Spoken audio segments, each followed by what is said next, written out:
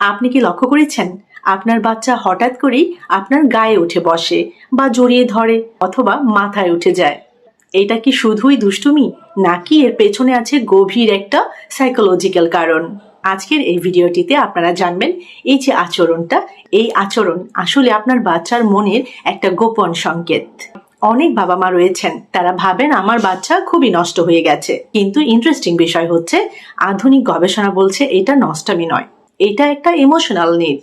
আজকের এই গুরুত্বপূর্ণ ভিডিওটিতে আমরা জানবো কেন বাচ্চারা হঠাৎ আপনার গায়ে উঠে পড়ে, এটা বন্ধ করার বদলে আপনার কি করা উচিত, আর কিভাবে এতে আপনার বাচ্চার ভবিষ্যৎ পার্সোনালিটি গড়ে ওঠে।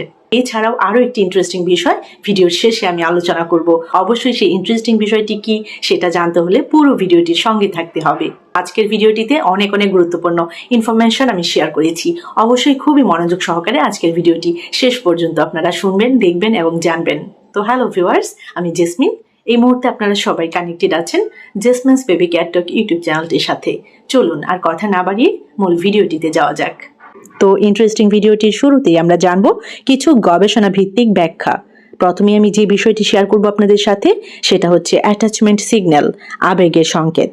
মনোবিজ্ঞানীরা বলেন যখন বাচ্চা আপনার গায়ে উঠে সে আসলে বলছে আমি তোমার কাছ থেকে নিরাপত্তা চাই। এটা সিকিউর অ্যাটাচমেন্টের লক্ষণ।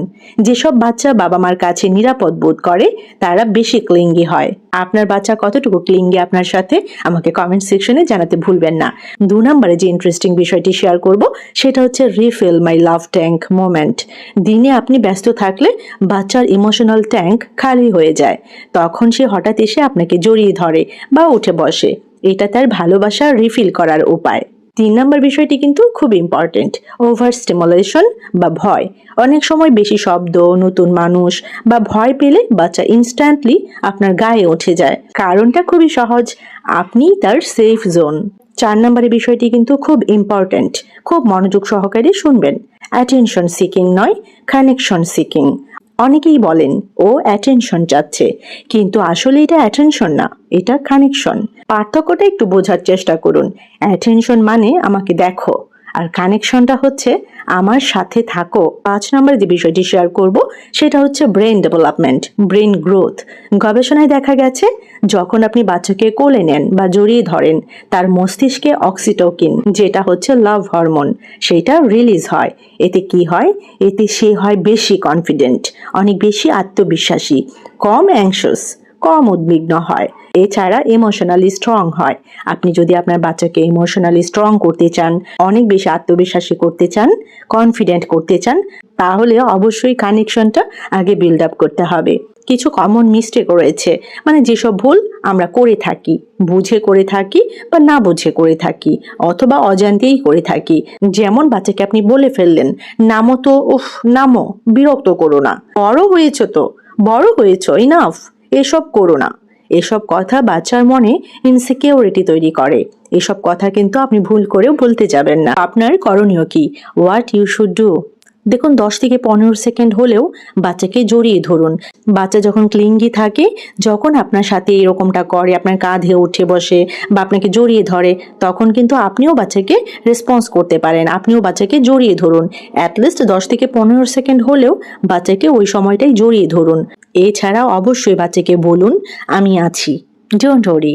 তাছাড়াও আপনার করণীয় কি জানেন? দিনে অন্তত 15 minutes, 15 minute no phone, only child time দিন। বাচ্চার সাথে কোয়ালিটি টাইম স্পেন্ড করুন, মোবাইল ফোন ছাড়া। ইভেন মোবাইল ফোন আশেপাশেও রাখবেন না। বাচ্চার খেলনাগুলো নিয়ে বাচ্চাকে সময় দিন, অথবা বাচ্চার যে ছোট ছোট বইগুলো রয়েছে, ছোটদের যে বইগুলো রয়েছে, সেগুলো নিয়ে বাচ্চার সাথে টাইম স্পেন্ড করুন। তাছাড়া এমনি আপনি একটু রোদে বসতে পারেন, একটু বাইরে খোলা হাওয়া একটু হাঁটতে পারেন, বাচ্চার সাথে খোলা আকাশের নিচে একটা নিরাপদ জায়গায় হাঁটতে পারেন, বাচ্চাকে প্রকৃতি চিনাতে পারেন, নেচার টাইম। এবং অবশ্যই যেটা খুব ইম্পর্টেন্ট সেটা হচ্ছে রাগ না করে বুঝুন এটা তার প্রয়োজন। মনে রাখবেন, আজ যে বাচ্চা আপনার গায়ে উঠে বসে একদিন সে আর আসবে না, তাই বিরক্ত না হয়ে এই মুহূর্তগুলো উপভোগ করুন। আপনার বাচ্চা কি এমন করে? আমাকে কিন্তু অবশ্যই কমেন্টে লিখে জানাতে ভুলবেন না। এইবার এই সেগমেন্টের ইন্টারেস্টিং বিষয়টি, আরো গুরুত্বপূর্ণ একটি বিষয় আপনাদের সাথে আমি শেয়ার করব। সেটা হচ্ছে বাচ্চা কেন সব সময় মা মা অথবা বাবা বাবা এরকমটা করে। আসল কারণটা যদি আপনি জানতে পারেন জাস্ট চমকে যাবেন। সেই জন্য আমি তো আপনাদেরকে বলবো ভিডিওটির একদম শেষ পর্যন্ত কানেক্টেড থাকুন। তো আপনার বাচ্চা কি আপনাকে 1 সেকেন্ডও ছাড়ে না? বারবার মা বাবা এরকমটা বলে ডাকতেই থাকে। অনেকে বলেন এটা নষ্টমী, কিন্তু সত্যিটা জানলে আপনার চিন্তাধারা পুরো বদলে যাবে।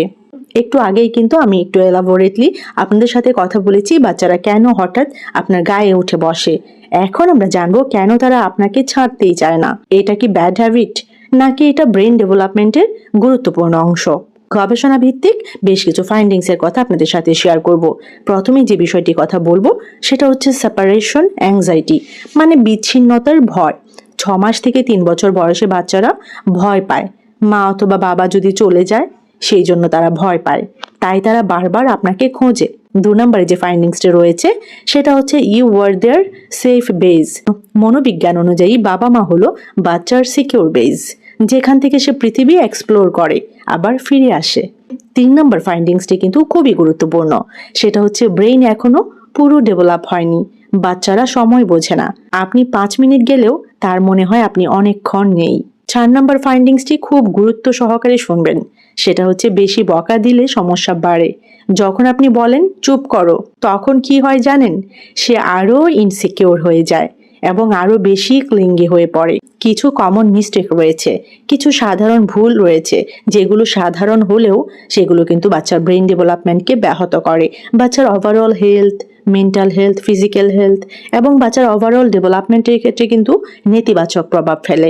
যেমন বাচ্চাকে ইগনোর করা, রাগ করা বাচ্চার সাথে, অন্যদের সাথে কম্পেয়ার করা, এগুলোতে কিন্তু বাচ্চা অনেক বেশি কষ্ট পায় এবং বাচ্চার মেন্টাল হেলথ কিন্তু এগুলোতে ক্ষতিগ্রস্ত হয়। তো আপনার করণীয় কি? What you should do? ছোট করে রিঅ্যাসুরেন্স দিন, যেমন আমি আসছি। এছাড়া খুব ইন্টারেস্টিং একটি উপায় রয়েছে, হাইড অ্যান্ড সিক। এই খেলাটা খেলুন, অবজেক্ট পার্মানেন্স শেখায় এই খেলার মাধ্যমে। তাছাড়াও ধীরে ধীরে ইন্ডিপেন্ডেন্স বিল্ড করুন বাচ্চার মধ্যে। ভালোবাসা ডিনাই করবেন না, যেটা খুব খুব ইম্পর্টেন্ট। আজকে কিন্তু আপনার বাচ্চা আপনাকে 1 সেকেন্ডও ছাড়ে না, কিন্তু একদিন সে নিজের দুনিয়ায় ব্যস্ত হয়ে যাবে। সেই দিনটার কথা একটু ভাবুন তো।